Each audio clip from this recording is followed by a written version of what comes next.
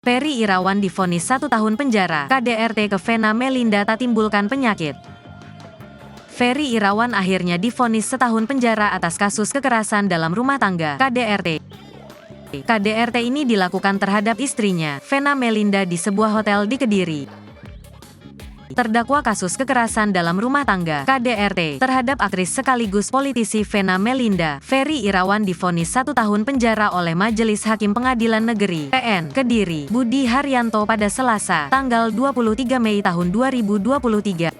Menjatuhkan pidana terdakwa oleh karena itu dengan pidana penjara selama 1 tahun dan terdakwa tetap ditahan dan mengganti biaya perkara Rp5.000, kata Budi dalam sidang pembacaan putusan, dikutip dari YouTube Tribun Jatim. Dalam vonisnya, hakim menilai KDRT yang dilakukan Ferry Irawan tak menimbulkan penyakit kepada Vena Melinda. Selain itu, Budi juga menilai KDRT yang dialami Vena Melinda tidak menghalangi pekerjaan jabatan atau kegiatan sehari-harinya.